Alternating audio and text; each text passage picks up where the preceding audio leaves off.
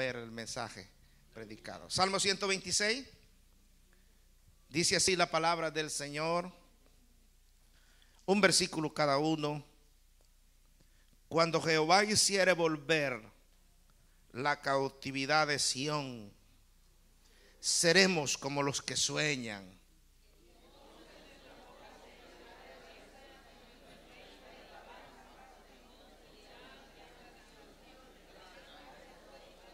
Aleluya.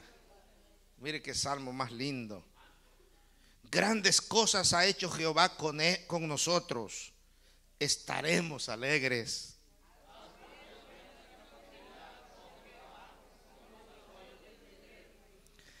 Los que sembraron con lágrimas, con regocijo segarán. Irá andando y llorando el que lleva la preciosa semilla, mas volverá a venir con regocijo, trayendo sus gavillas. Pueden sentarse.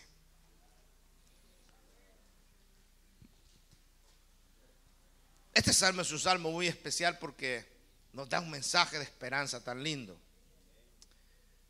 Yo estaba meditando sobre qué tema predicar sobre este salmo y quiero compartirles ahora este tema, 3 principios fundamentales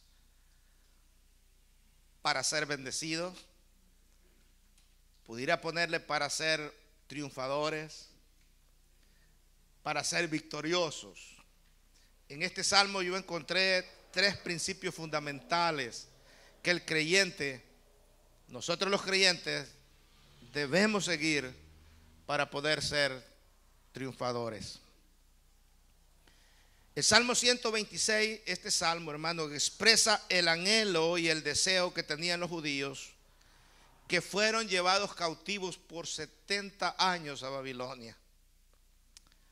Allá en aquella tierra lejana donde fueron llevados cautivos, ellos aspiraban, deseaban, anhelaban el regreso a su tierra. Querían volver a Sión.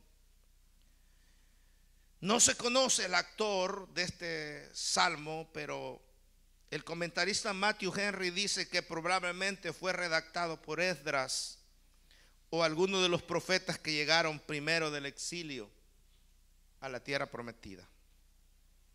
Ciro, el persa, por razones de estado, proclamó libertad a los judíos cautivos de Sión, pero fue Dios en realidad quien hizo posible el sueño de su pueblo. Cuando uno comienza a estudiar esto que sucedió con los judíos, ve cómo Dios se movió de manera especial. Daniel, uno de los jóvenes que fue llevado cautivo de allá de Judá, llegó a ser un estadista en Babilonia. Llegó a ser un hombre influyente en el gobierno. Y Daniel nos cuenta que él estaba leyendo el libro del profeta Jeremías. Y en el profeta Jeremías había profetizado que iban a ser 70 años los que iban a pasar cautivo el pueblo allá en Babilonia. Dios iba a permitir esto porque ellos se habían portado mal, el pueblo de Judá. Y resulta que se estaban cumpliendo los 70 años en ese tiempo. Ya Daniel era un anciano, un estadista ya. Y entonces siguió leyendo la palabra del Señor y encontró en el libro del profeta Isaías, escrito 200 años antes, hasta el nombre del rey que les iba a dar la libertad a los cautivos de Sión. E Isaías menciona el nombre de Ciro y lo llama, hasta mi siervo lo llama ahí en Isaías, porque él es que Dios iba a usar para. Y entonces lo más probable, la Biblia no lo dice, es que Daniel fue con Ciro. Él era un hombre de gobierno, Daniel, y le dijo: mira, Ciro, aquí está una profecía cerca tuya del profeta Isaías. Tú eres el hombre el que va a ayudar a que el pueblo regrese. Y la mayoría de comentaristas creen que esto influyó, movió tanto el corazón de Ciro que mencionaran su nombre, hermano, exacto, que firmó un decreto para que los cautivos de Sión pudieran regresar a su tierra. Muchas personas murieron en ese periodo que estuvieron en Babilonia. También otras generaciones que no conocían sus raíces nacieron allá. Algunos habían perdido las costumbres quizás de su pueblo, y la mayoría de los que nacieron allá no conocían Jerusalén, no conocían Sión. Algunos incluso perdieron la esperanza de volver a su tierra, pero hubo muchos, una buena cantidad también, que nunca perdieron la capacidad de soñar. Y este salmo nos enseña y expresa estas tres cosas fundamentales para ser un triunfador o para lograr obtener algo. Y el escritor de salmo era uno de esos soñadores. Cuando Jehová hiciere volver la cautividad de Sión, seremos como los que sueñan. Entonces nuestra boca se llenará de risa y nuestra lengua de alabanza. La gente dirán, las naciones de alrededor, en verdad, grandes cosas ha hecho Jehová con esto. Y ese era un sueño, hermano, para el escritor de este salmo.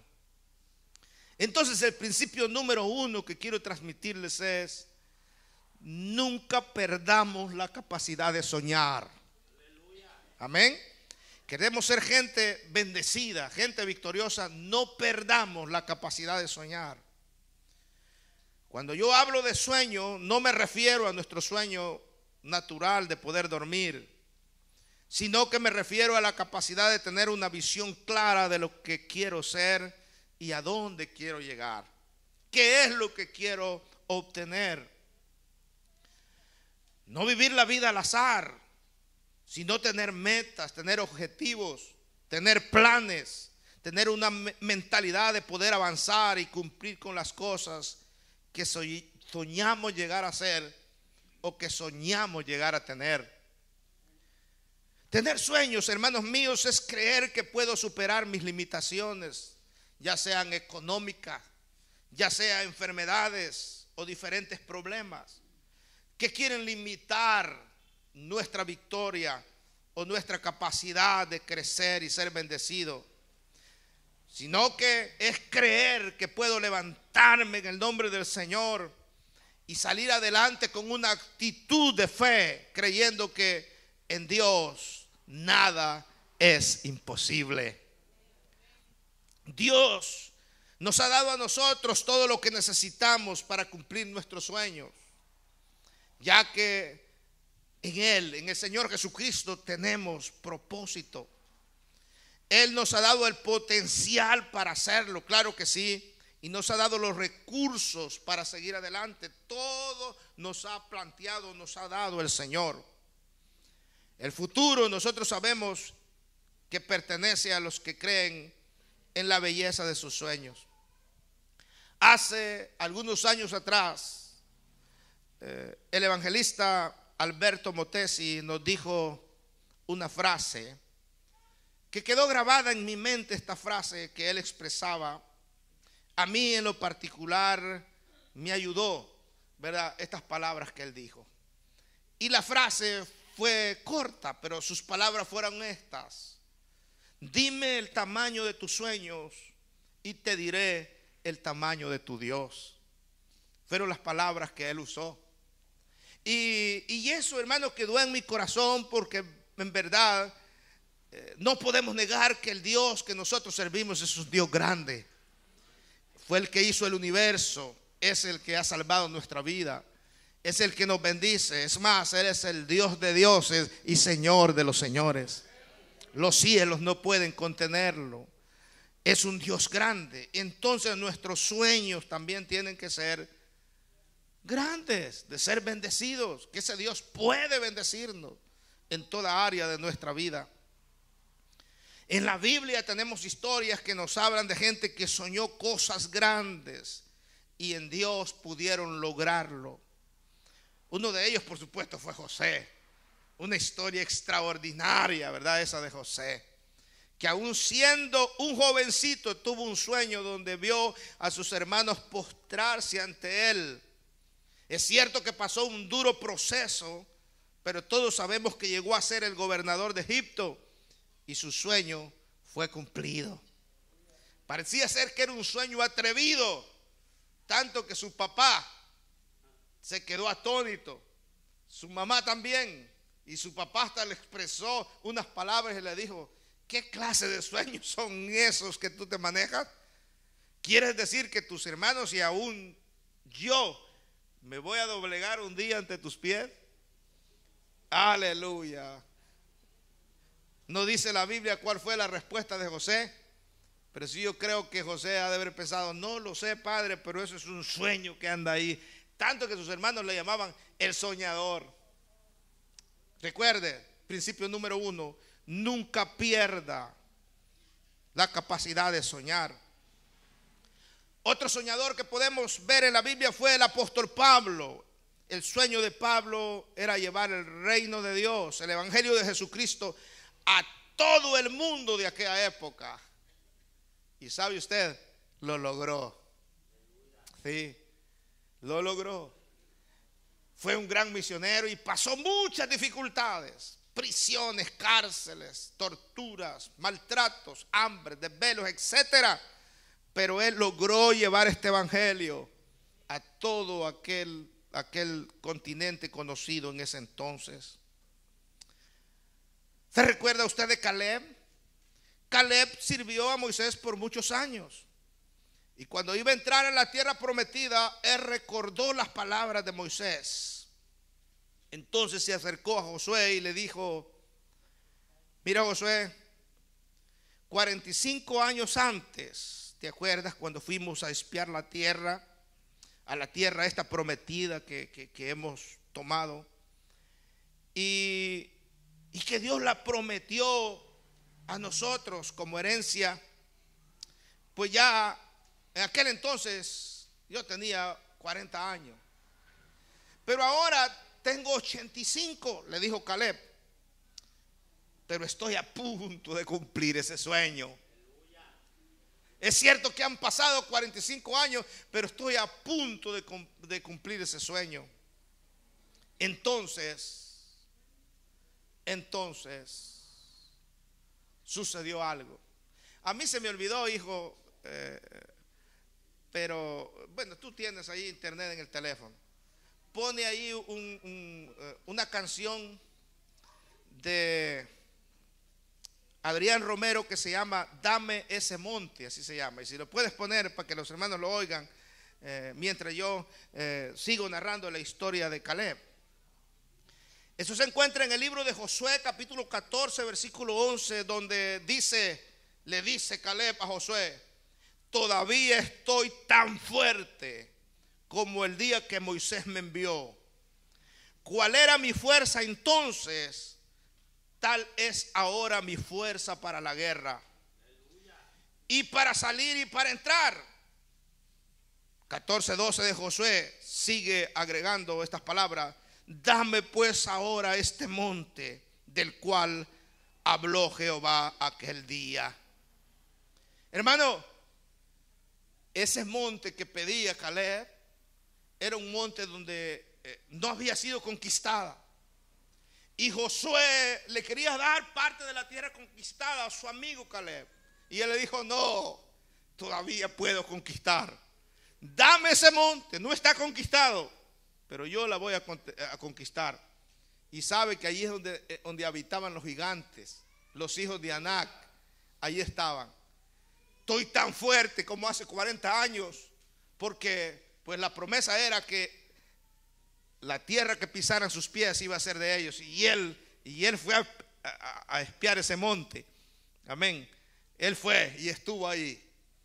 Y cuando le preguntaron a él que si podían tomar la tierra, él dijo: allá hay gigantes, pero saben una cosa, nosotros podremos más que ellos porque Dios está con nosotros. Desgraciadamente, Los otros 10 espías fueron negativos y el pueblo le creyó a los otros 10. Por eso pasaron 45 años sin poder conquistar. Oiga este cántico, la letra. Y yo quiero que lo haga suya. Dale volumen, hijo, si puede. Quiero que la haga suya. Ya se ha pasado el tiempo. Que mi voz ha cambiado, que no es el mismo mi caminar. Que malgasté mi fuerza, que en vanidades la dejé ir. Que diga no a mis sueños, que se ha pasado mi mes de abril. Pero dame este monte y con mis fuerzas lo he de tomar. Cumpliré la promesa, yo he sido creado para luchar. No habrá gigante que me haga dudar y mi bandera he de alzar.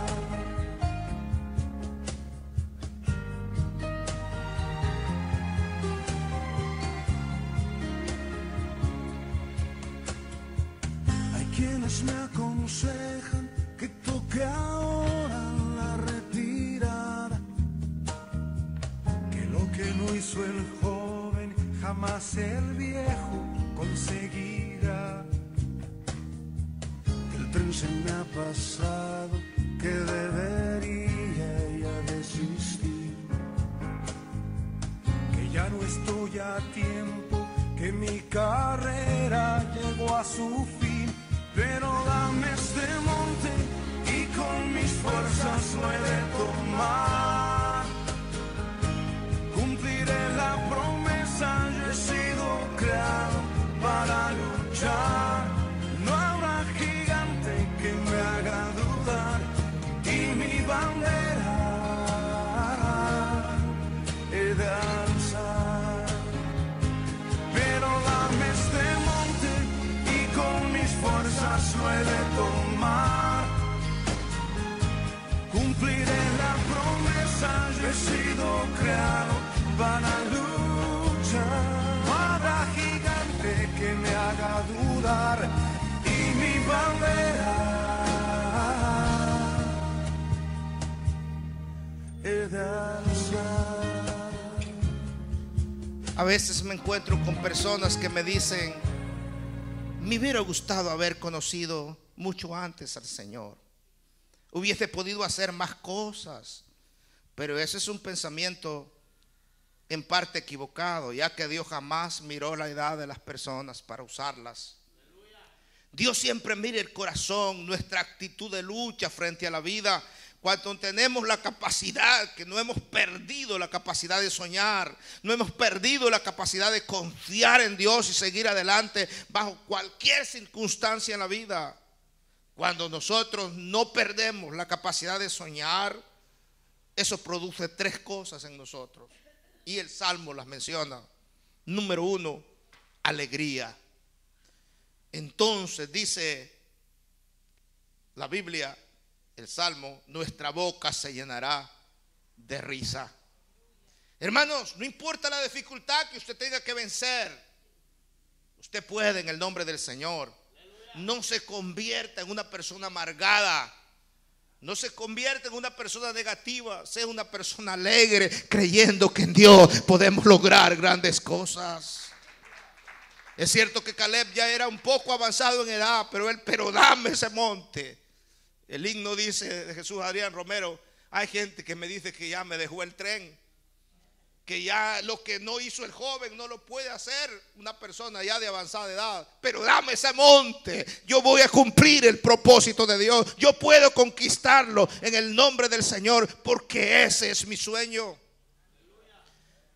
Las personas que no tienen sueños, que no tienen proyectos, que no tienen metas, tarde o temprano caen en tristeza, en desánimo, en angustia y hasta depresión, porque su enfoque está en lo negativo y no en lo que Dios quiere hacer con ellos. Número 2, la persona que no ha perdido la capacidad de soñar. Se producen 3 cosas en esas personas. Primero, alegría, dije. Número 2, alabanza. El Salmo sigue diciendo, entonces, versículo 2, entonces nuestra boca se llenará de risa y nuestra lengua de alabanza.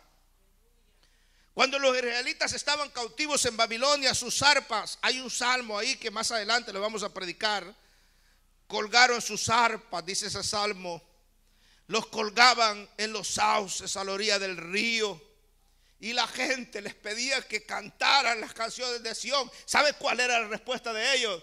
¿Cómo quieren que cantemos esas canciones alegres de Sión si estamos cautivos aquí en Babilonia? Pero el sueño de ellos era que un día iban a regresar a su Sión querido y iban a cantar alabanzas al Dios Todopoderoso. Cuando Dios se acordó de ellos y recibieron la noticia de que iban a regresar a su tierra, tomaron sus arpas nuevamente y comenzaron a alabar el nombre del Señor con todo su corazón. Gente de Dios, no perdamos ese sentir de alabanza a Dios, que todos nuestros días sean alabar a Dios porque Él ha hecho grandes cosas con nosotros. Cuando confiamos en que Dios nos ayudará a cumplir los sueños, dentro de cada uno de nosotros nace no un deber, sino que una necesidad de alabar el nombre de nuestro Dios. Y aunque todavía no hemos alcanzado la meta, le alabamos desde ya, porque creemos que Él nos ayudará a ser bendecidos, a ser gente que logre grandes cosas. Y número 3 que se produce en el corazón de un soñador es esperanza. Ahí dice el texto, entonces dirán entre las naciones, grandes cosas ha hecho Jehová con esto. Yo quiero preguntarle, ¿usted espera que Dios hará grandes cosas en su vida? ¿Usted espera que Dios hará grandes cosas en su familia? ¿Usted espera que Dios hará grandes cosas en la iglesia Monte de Sión? Que por gracia de Dios se llama Sión también.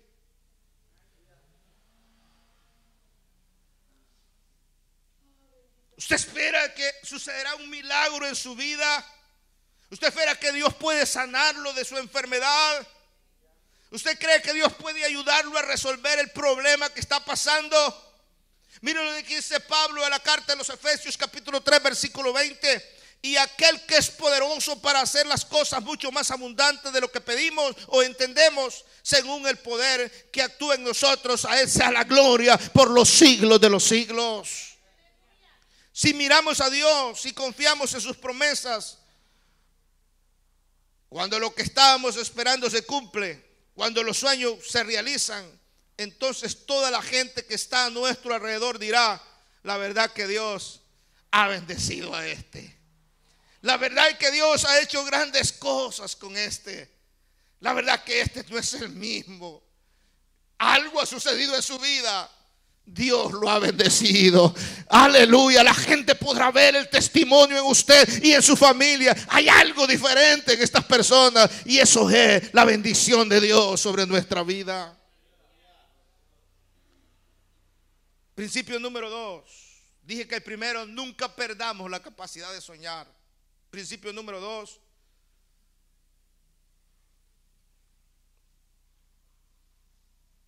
El deseo de vivir siempre libres, de salir de cualquier cautividad, nunca debe desaparecer de nuestro corazón. Porque aunque seamos cristianos, a veces hay cosas que atan nuestro andar en diferentes áreas en nuestra vida, ya sea complejos, ya sean hábitos y a veces hasta fortalezas que hay en nuestra vida que nos están estancando para ser bendecidos. Mire el versículo 4, dice, haz volver nuestra cautividad, oh Jehová, como los arroyos del Negev. Este salmo expresa el gran deseo del pueblo de Dios de salir de la cautividad y regresar a su tierra en libertad, adorar a Dios. En todos nosotros, hermanos, como seres humanos, porque fuimos criados a la imagen de Dios, hay un deseo de salir de cualquier estado de cautividad y de esclavitud, ya que no hemos sido creados para eso. Hemos sido creados para vivir libres, adorando a nuestro Dios y sirviéndole. Pero en muchos de nosotros, repito, hay ataduras. Ahora, el pueblo de Israel actuaba de esta forma, deseando salir del cautiverio. Ahora, ninguno de nosotros desea pasar toda la vida como esclavo de problemas, de situaciones difíciles, de hábitos raros. Allí en lo más profundo de nuestros corazones siempre está el deseo de ser sanado si está enfermo, de ser liberado, de salir de la esclavitud del pecado si es que el pecado lo tiene atado. El Negev, mencionado aquí en este texto, es un desierto situado al sur de Palestina, donde era muy seco ese desierto. Pero resulta que cuando venían las primeras lluvias del invierno, se hacía una torrente ahí, hermano. La misma sequedad de la tierra hacía que se hiciera un río completo e inundaba toda aquella región. Por eso es que él lo menciona así como los arroyos del Negev.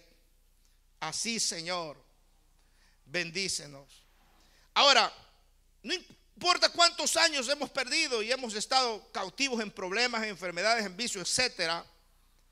Si realmente queremos salir de ese estado, Dios está dispuesto a sacarlo de ahí. Su palabra dice, si nos acercamos a Dios, Él se acercará a nosotros. Entonces, hermanos, nunca perdamos el deseo de ser mejores, de vencer ataduras en nuestra vida, de que las fortalezas sean destruidas en nuestra mente y que el pecado, amén, no nos domine, que siempre haya el deseo.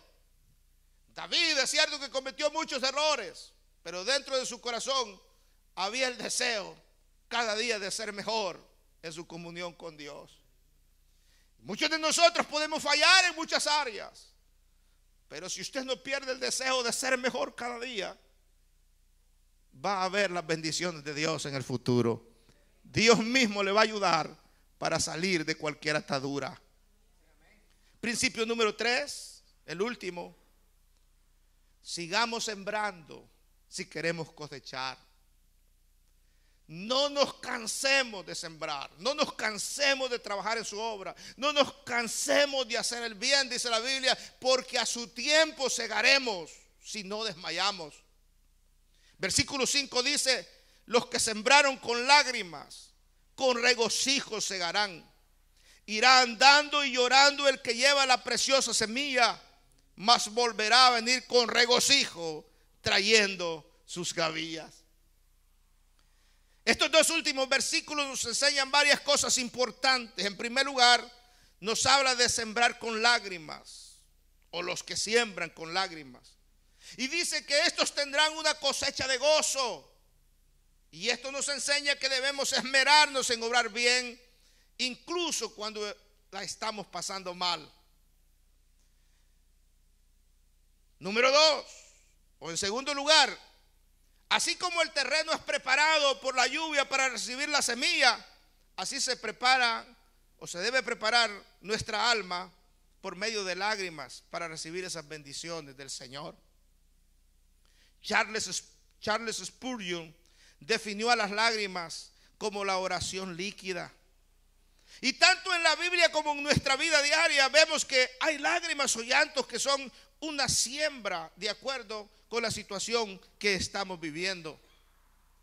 Hemos pasado situaciones difíciles, sí, pero hemos venido con lágrimas delante de la presencia del Señor, y el Señor ha cambiado nuestro llanto en gozo y alegría, ha cambiado nuestro lamento en baile.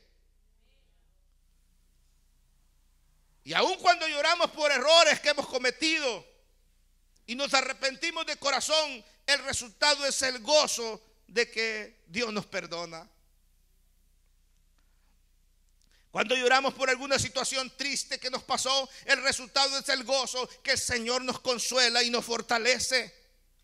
Cuando lloramos por lo que le pasó a otra persona, el resultado es el gozo de haberme puesto en el lugar del otro y haber estado a su lado para ayudarlo.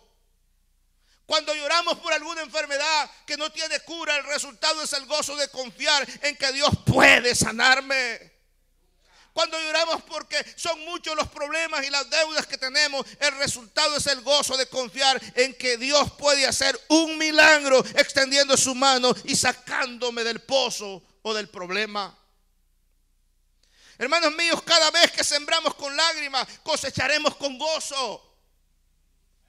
Este versículo por último dice, el versículo 6, irá andando y llorando el que lleva la preciosa semilla, mas volverá a venir con regocijo trayendo sus gavillas. Aunque el versículo hace referencia al trabajo de la siembra y la cosecha de un sembrador, este tiene una aplicación espiritual y también muestra el duro proceso de la siembra. Si usted ha sido campesino, sabe cómo se siembran muchas cosas. Yo, por ejemplo, aprendí de niño a cultivar tabaco y sabíamos cómo se hacía. Primero se sembraban las semillitas de tabaco en un pedacito de tierra que era, y ya cuando estaban las plantitas nacidas, las íbamos a arrancar en cuadritos y ya las plantábamos en el surco. Después había que ir a hacer seguimiento a la planta hasta que se cosechaba el tabaco. Y aprendí hasta que se cosechaba, se prensaba y tenía cierto chiste para que aquel tabaco echara un olor especial. Había tabaco de primera, de segunda y de tercera. A la de tercera le llamamos bajera. Era la que nacía en el tronco y uno se secaba antes y uno le andaba cortando. Se vendía más barato, ¿verdad? También aprendí a sembrar el café, lo mismo se hacía. El maíz, por supuesto, porque ya después que vendimos, mi papá aceptó al Señor, ya no sembró más tabaco porque decían que un cristiano no podía hacer eso. Entonces se dedicó a otra cosa, dejó de sembrar tabaco. Pero aprendí a sembrar café, maíz, frijol, todas esas cosas, porque prácticamente crecí en el campo. Pero aquí, hablando de lo espiritual, el sembrador representa al Señor y también a cada uno de nosotros que tenemos la responsabilidad de predicar el evangelio. Amén. Usted se convierte en un sembrador cuando va predicando la palabra del Señor.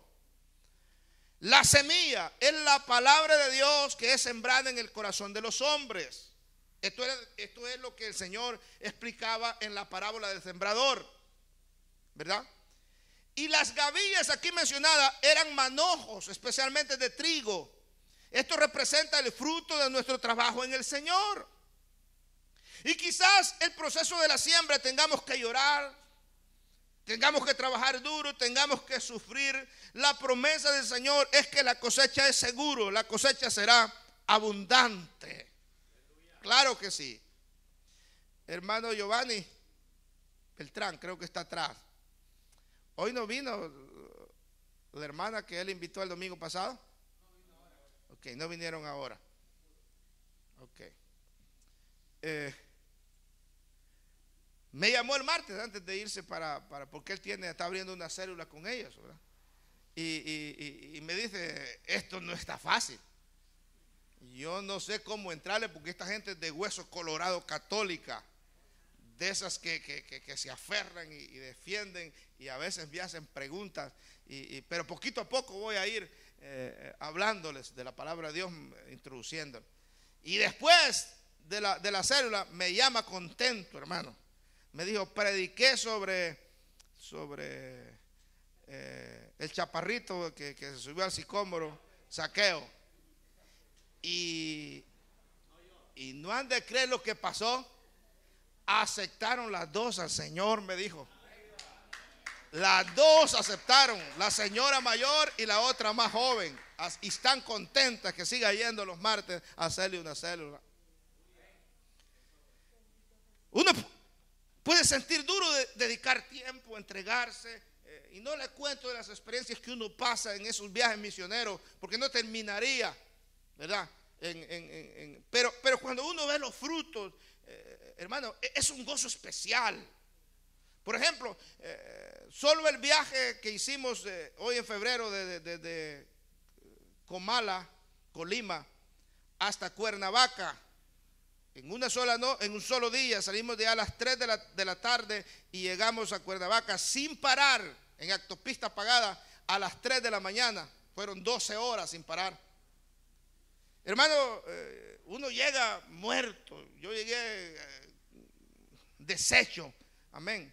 Y yo no manejé, manejó el hermano Antonio. Pero venían mirando al hermano Antonio ahí.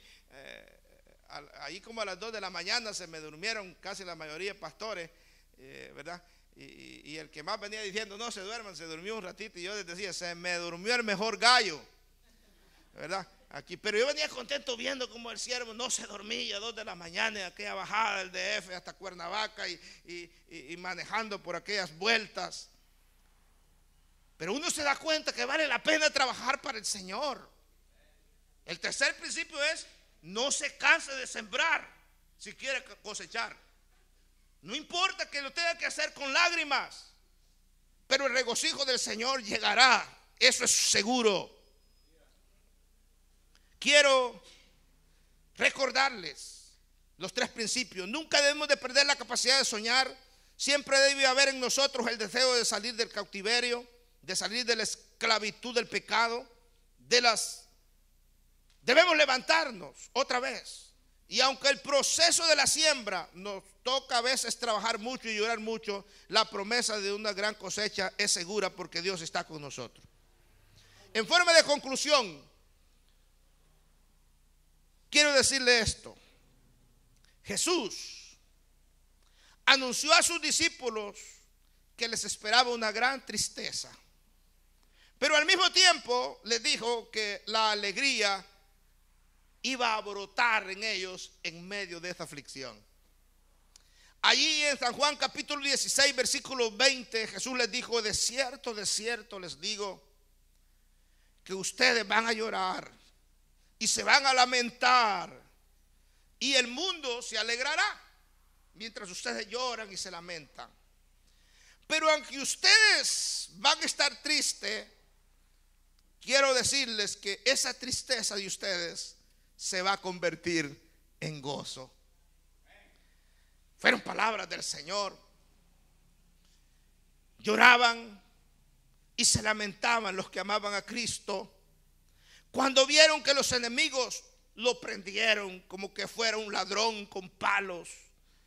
Lo ataron, lo llevaron a juicio, lo condenaron vilmente, lo flagelaron terriblemente, se burlaron tan cruelmente de él y por último lo crucificaron. Traspasaron su costado con una lanza y el maestro murió y fue sepultado. Había tristeza en todos los que le amaban. Amén. Había un dolor inmenso en sus corazones. Pero venía lo lindo.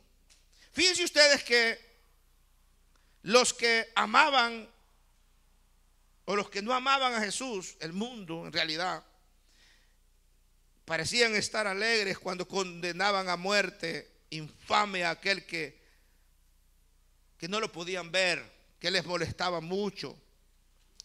Y parecía que se gozaban burlándose de él cuando él moría en la cruz. Pero,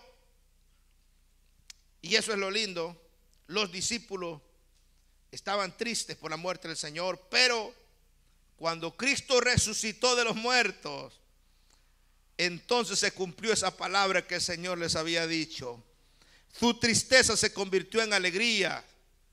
Imagínense, después de que vieron el prodigio de la ascensión del Señor, con mayor alegría todavía alababan y bendecían al Señor. Eso dice Lucas capítulo 24 versículo 53, que estaban siempre en el templo alabando a Dios. Aquel dolor que sufrieron en la pasión del Señor, imagínense la cara de Pedro primero la cara de las mujeres, cuando el ángel se les apareció en la tumba y les dijo: ¿por qué buscan entre los muertos al que vive? Ellos habían invertido dinero en comprar especies aromáticas para ir a ungir el cuerpo del Señor. Ellas iban esperando hallarlo allí y ungir al Señor. Pero el ángel le dice: ¿Por qué buscan entre los muertos al que está vivo? Él ha resucitado. Vayan y cuéntenle a Pedro, a los demás apóstoles lo que ha pasado. Imagínense la cara de estas mujeres. Ahora imagínense la cara de Pedro y Juan cuando aquellas mujeres llegan y dicen: el Señor resucitó. Fíjense que un ángel me dijo que él había resucitado. Tanto fue la impresión de Pedro que Juan estaba más joven que él. Y los dos salieron corriendo. A lo más se fueron corriendo para la tumba del Señor. Y aunque Pedro era el más viejo, le pasó a Juan. Imagínense nomás la actitud de ellos. Y llegan y se metieron adentro de la tumba, hermano. Y la Biblia dice que solo encontraron los pañales o la sábana, los lienzos donde el Señor había sido envuelto. Ya no estaba ahí.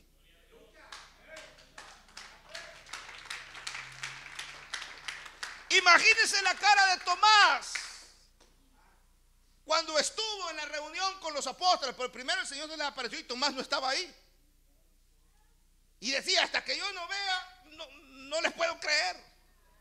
Imagínense la cara de Tomás. A Tomás se le apareció de una manera espectacular el Señor. Estaban cerradas las puertas y atravesó la pared el Señor y apareció en medio de ellos. Imagínense la cara de aquel grupo de personas que estaba observando la ascensión del Señor cuando subía hacia el cielo en una nube. Han de haber tenido la boca abierta y los ojos bien abiertos también. Tanto que un ángel tuvo que venir, unos ángeles tuvieron que venir y decirle: hombre, varones galileos, ¿qué están mirando así con tanta boca abierta y tal? ¿Qué están mirando? Yo quiero decirles que ese mismo Jesús, así como ustedes lo han visto ir, así le verán venir un día. Entonces Lucas 24:53 dice que se fueron al templo como el Señor les había dicho, y ahí permanecieron siempre alabando el nombre del Señor. Estas palabras del Señor se pueden aplicar a todos los cristianos que a través de las lágrimas y las aflicciones que pasan durante su vida tratan de llegar a las alegrías eternas, y que con razón ahora lloran y están tristes porque no pueden ver aún aquel que aman, que es nuestro Señor Jesucristo. Porque mientras estemos en el cuerpo, hermanos, sabemos que todavía nos falta algo mejorcito. Nos falta conocer esa patria celestial, esas mansiones que el Señor ha ido a preparar. Y es cierto que estamos seguros que Él nos ha salvado. ¿Cuántos se sienten, creen que el Señor los ha salvado? Ok, estamos contentos porque Dios nos ha salvado. Hermano, sin embargo, ansiamos ver al Señor cara a cara. Porque la Biblia dice que ahora vemos como por espejo, pero un día le veremos tal como Él es. Veremos su gloria, gloria como la del unigénito del Padre, lleno de gracia y de poder. Entonces no habrá tristeza, todo será alegría. Las lágrimas serán enjugadas en ese entonces, dice Apocalipsis. Porque habremos terminado la lucha en esta vida, en nuestro cuerpo, y recibiremos la recompensa de la vida eterna, según lo que dice el Salmo: los que sembraron con lágrimas, con regocijo segarán. Alabado y bendito sea el nombre de nuestro Señor Jesucristo. Estemos de pie, por favor. Si usted no ha aceptado al Señor como su Salvador personal, hombre, si usted no se ha reconciliado con Dios, no sabe lo que se está perdiendo.